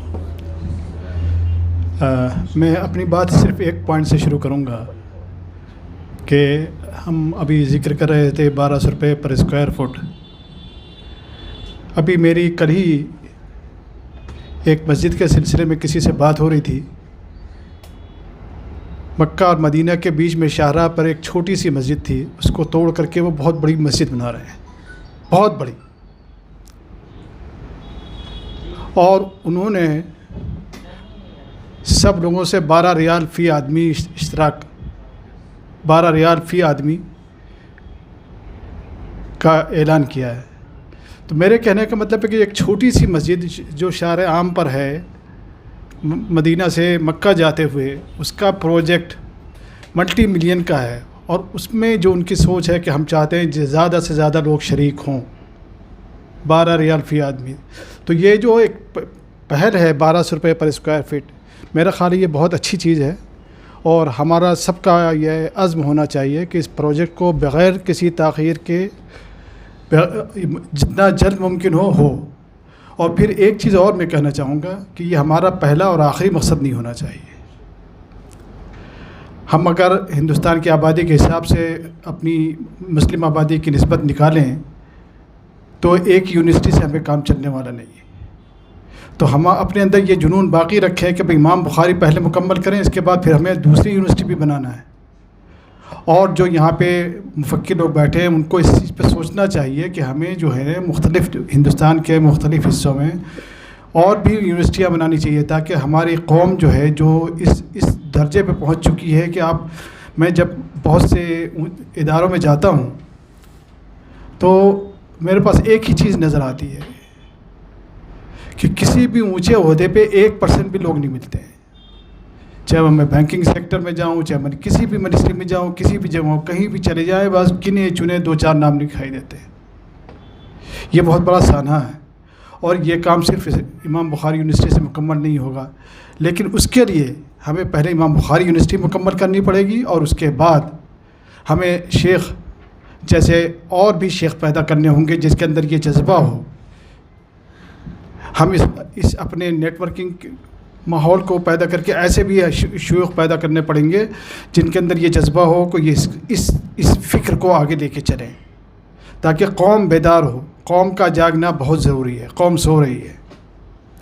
हर आदमी कहता है कि हम परेशान हैं, लेकिन कोई ये नहीं सोचता कि हमने क्या अपने लिए क्या किया या हमारे पड़ोसी ने दूसरे के लिए क्या किया।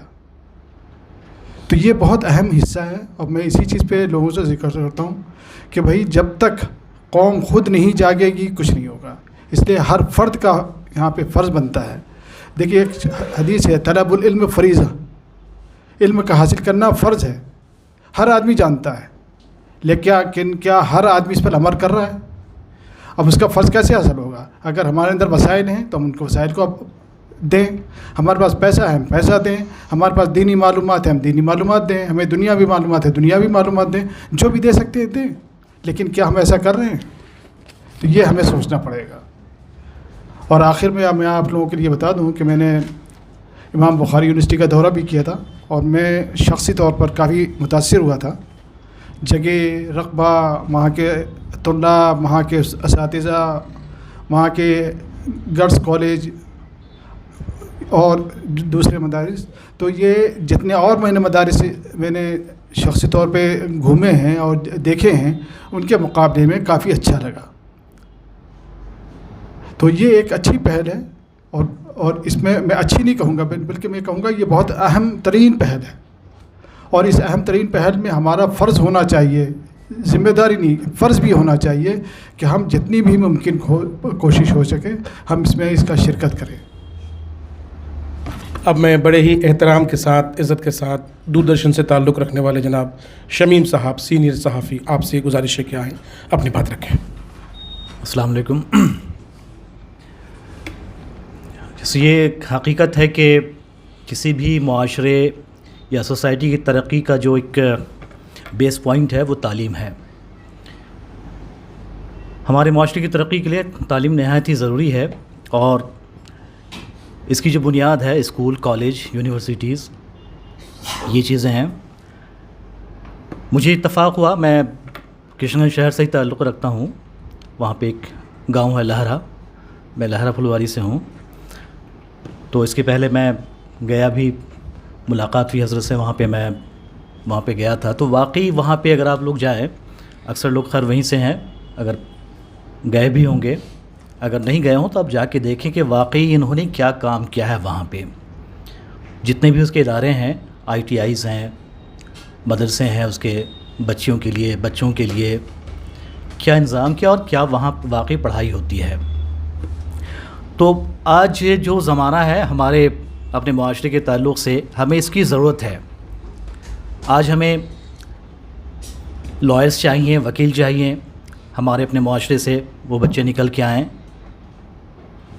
डॉक्टर, इंजीनियर्स वो तो खैर हैं ही, अच्छे सहाफ़ी चाहिए, वकील चाहिए। तो ये और जो अगर आप देखें इससे किताबचे को, इसमें जो भी इन्होंने चीज़ें उसमें शामिल की हैं, डिसिप्लिन शामिल किए हैं, उसमें खैर ये भी इसका है नहीं, लॉ कॉलेज का नहीं है। इंशाअल्लाह वो भी इसमें शामिल होगा इसके बाद, क्योंकि उसकी बहुत ही ज़रूरत है। तो इन सब चीज़ों को देखते हुए वाकई एक ये चीज़ निकल के आती है कि हमें बिल्कुल हर हाल में ताउन करना ही करना है।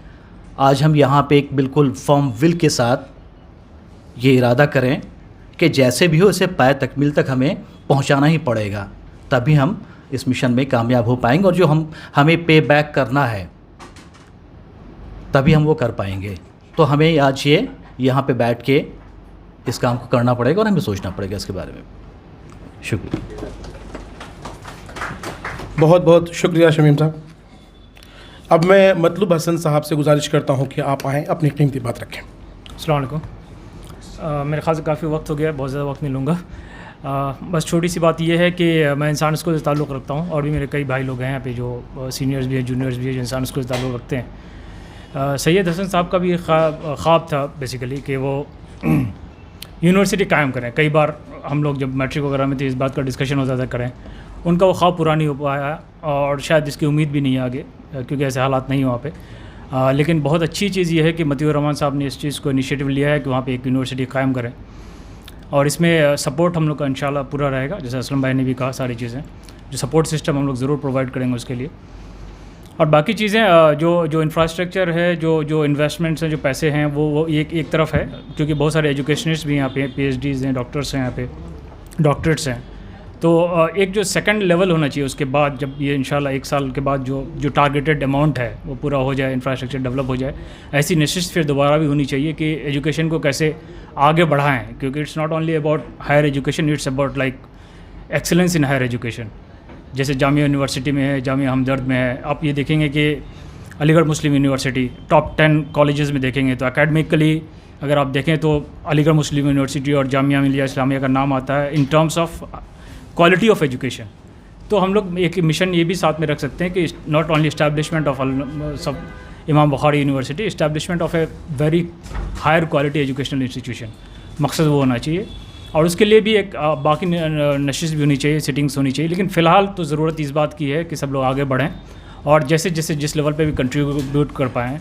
और बहुत छोटे सैलोज बनाए गए हैं जो बहुत ही अच्छा मैनेजमेंट आइडिया होगा, जिनका भी आइडिया था 1200 रुपये पर स्क्वायर फीट का। It's an excellent idea actually, it will work actually, it's working actually.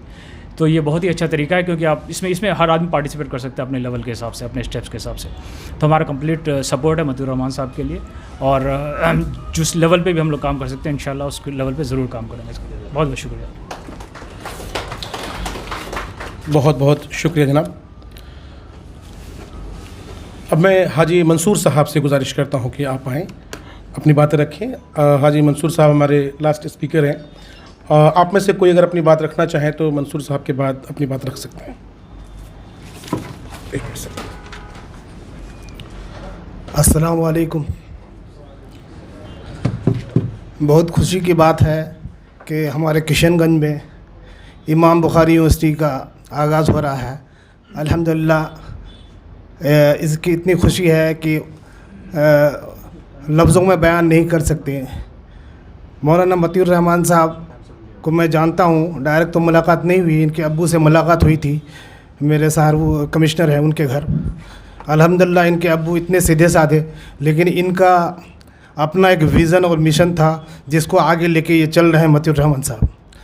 इनका अल्हम्दुलिल्लाह इतना बड़ा कुंबा है, ये चाहते तो 5-10 लोगों का एक ये बना करके कमेटी बना करके आराम से कर सकते थे, लेकिन इन्होंने, इनका एक बरकपन है और इनका विज़न है कि पूरे किशनगंज पूरे लोगों को लोगों के लेके चले और सबका कंट्रीब्यूशन है रहे, जिसके लिए सब उसके लिए फ़ायदा हुआ। अस्सलाम वालेकुम। चलिए, अब मैं इमदादुल्लाह साहब से गुजारिश करता हूँ कि आप आएँ और अपनी कीमती बात रखें। जनाब इमदादुल्लाह साहब। बिस्मिल्लाहिर्रहमानिर्रहीम। नहमदुहु व नसल्ली अला रसूलिहिल कमील। डाइस पर बैठे हुए तमाम हजरात, जैसा कि आप लोगों ने यूनिवर्सिटी के ताल्लुक़ से सारे इंट्रोडक्शनरी कलमात सुन लिए हैं, अब बहुत ज़्यादा कहने की कोई बात है नहीं। बात सिर्फ इतनी है कि रिसोर्स जनरेट कैसे किया जाए। तो अब यूनिवर्सिटी का, जैसा असलम साहब ने कह दिया है और आप लोगों को भी पता है कि लेटर ऑफ इंटेंट मिल चुका है, तो यूनिवर्सिटी कायम हो चुकी है। उसका इंफ्रास्ट्रक्चर बनना है। इंफ्रास्ट्रक्चर बनने के लिए रिसोर्सेज को जनरेट करना है। तो उसमें हम लोगों का ताउन कैसे होगा, इंशाअल्लाह हम अपनी तरफ से जो हो सकेगा, असलम साहब की जो टीम बनेगी, इम्तियाज़ नूरानी साहब की टीम बनेगी, तो उसमें हम लोग अच्छे तरह से जो भी हो सकता है ताउन करेंगे। आप लोग भी ताउन करेंगे इंशाअल्लाह। आने वाला दिन मुस्तक़बिल में हम लोगों के लिए ये यूनिवर्सिटी कौम के लिए एक बहुत बड़ा एसेट होगा, और इसके लिए कोशिश करें और जितना जल्दी हो सके इसका ताउन कर वक्त रहते हुए हम लोग कामयाबी अता फरमाएं। अस्सलाम वालेकुम। अब मैं आदिल साहब से गुजारिश करूंगा कि आदिल साहब आप आएँ, अपनी बात रखें।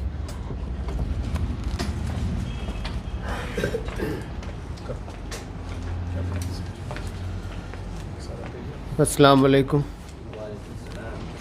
मुझे बड़ी खुशी है कि आज मैं इस महफ़िल का हिस्सा हूँ, और मतीन सल्फ़ी साहब, मेरी बहुत ज़्यादा तो इनसे वो मुलाकात नहीं है, बट मैं इनसे बहुत मुतासिर हूँ कि किशनगंज में इन्होंने एक इदारा, हालांकि इनके तो काफ़ी सारे इदारे हैं, और ITI जो कॉलेज है उनसे मेरा छोटा वाला भाई क्या कहते हैं कि इलेक्ट्रीशियन का कोर्स करके वो आज नौकरी कर रहे हैं। तो ये एक सर ने ये एक बात कही थी कि ये चाहते तो ये खुद से भी ये चीज़ कर सकते थे, बट ये चाहते हैं कि सबका कंट्रीब्यूशन हो, तो एक इंटरेस्ट जगह पेरेंट्स का। और हमारा जो किशनगंज है वो एजुकेशन के मामलों में बहुत ज़्यादा अपग्रेड नहीं है, और ये बहुत अच्छी पहल है, और हम सबको मिल कर के मतीन सल्फी साहब का साथ देना चाहिए और इसको आगे तक पहुंचाना चाहिए, और एक अच्छा इदारा वहाँ कायम करके हम अपने बच्चों के लिए कुछ ऐसा चीज़ हमको करना चाहिए। बहुत बहुत शुक्रिया। आदिल भाई ज़रा करेक्शन कर दें कि अब्दुल मतीन सल्फ़ी साहब इनके वालिद मोहतरम थे, ये हैं मौलाना मोतिउर रहमान साहब। जी जी जी। अब मैं बहुत ही इज़्ज़त के साथ और बहुत ही एहतराम के साथ डॉक्टर प्रोफेसर जनाब सरवर आलम साहब से गुजारिश करते हैं कि प्लीज़ आप आएँ, कीमती बात रखें।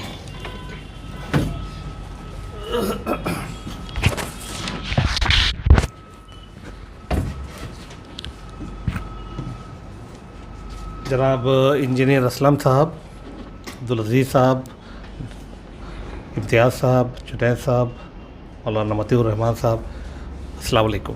और यहाँ बैठे सारे लोग जितने भी हैं, सबसे पहले मैं आप सबको सलाम करता हूँ, अस्सलाम वालेकुम। और इंजीनियर असलम साहब का शुक्रगुज़ार हूँ कि मुझे उन्होंने आज फ़ोन करके बताया कि एक नशिस्त होने वाली है और मुझे उसका हिस्सा बनना है। तो मैंने फ़ौरन बोला कि ज़रूर, कि मेरी खुशनसीबी है कि मैं भी उसका एक हिस्सा बन पाऊँगा।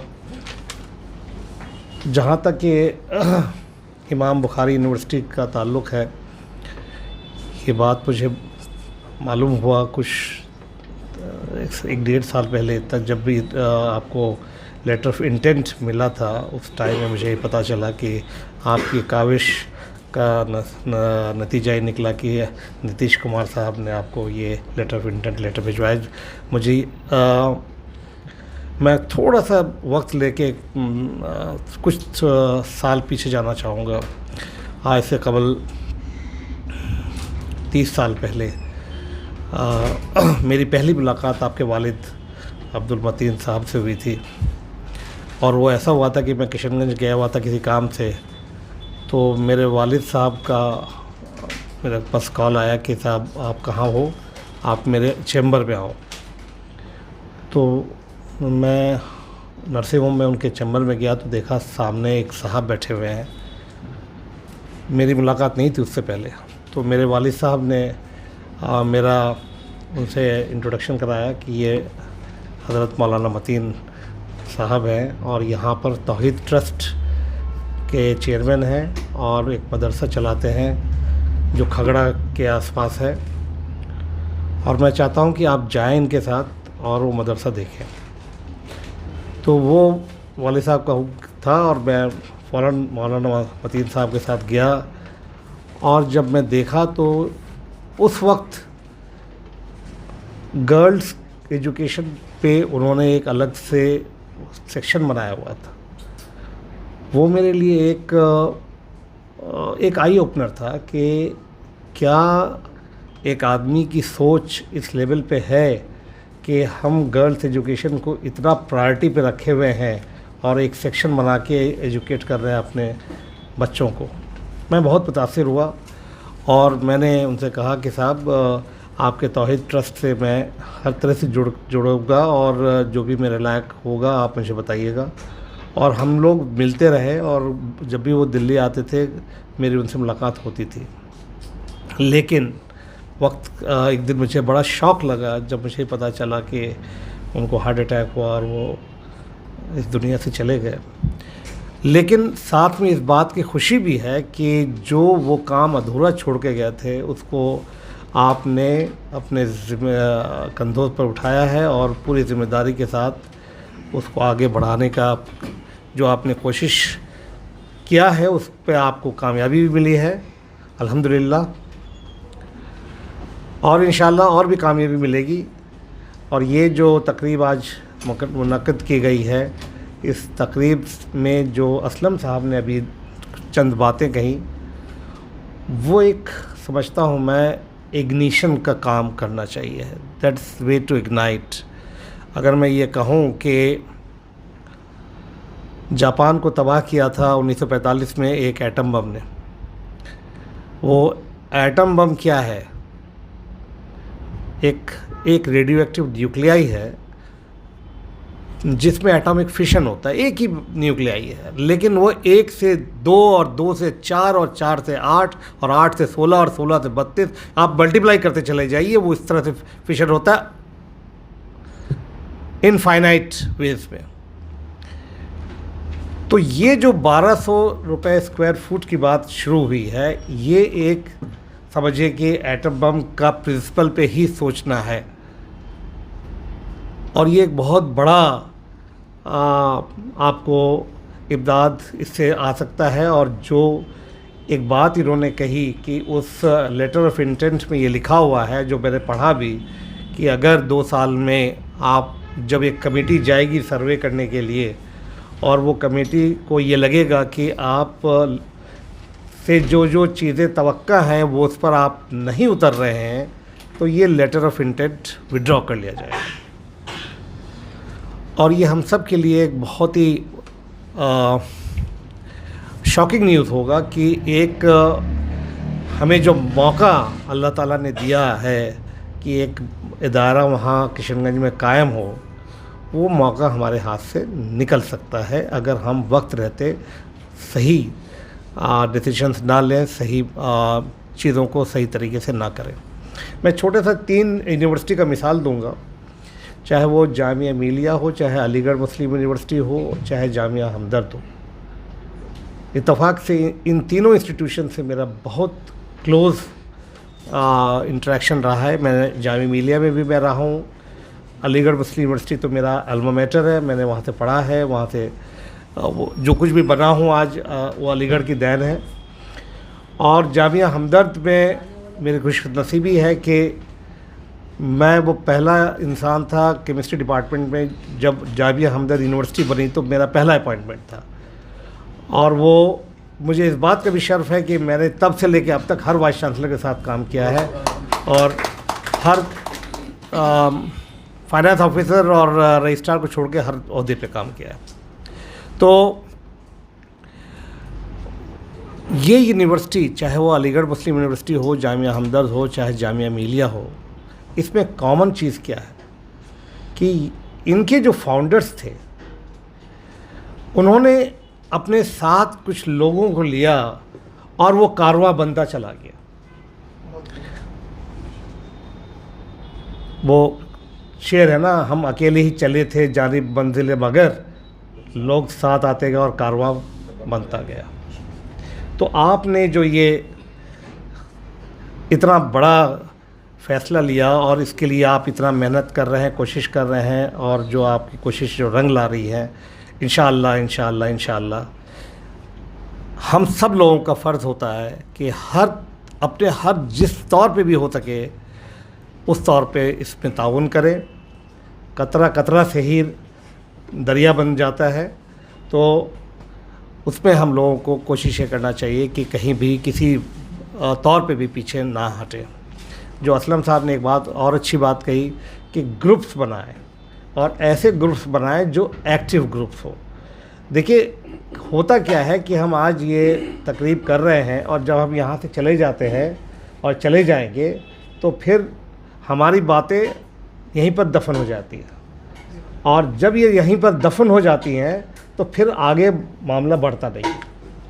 तो आज हमें ये फ़ैसला करना पड़ेगा कि नहीं, ये जो हम तकरीब में शामिल हुए हैं, अपना वक्त निकाल के यहाँ आए हैं और अपने जज्बात का इजहार कर रहे हैं, तो वो सिर्फ इजहार जज्बात ना हो, उसका एक मकसद हो कि वो मकसद में हम कामयाब हों। इंसान स्कूल किशनगंज में जब स्टार्ट हुआ, बहुत नाम कमाया, बहुत कामयाबी हासिल हुई, लेकिन एक पॉइंट ऑफ टाइम में आके वो उतना नहीं रहा जितना हम लोग को तवक्का था उससे। अगर उसके आप रीज़न्स पे जाना चाहेंगे, बहुत रीज़न्स हैं, लेकिन एक रीज़न जो मुझे लगता है वो बहुत इम्पॉर्टेंट है कि लोग जो जुड़े हुए थे वो जुड़ के नहीं रह साथ में। तो ये जो जोड़ने का काम है, ये बहुत इम्पॉर्टेंट है। और हमदर्द में तो मैंने ख़ास तौर से ये देखा कि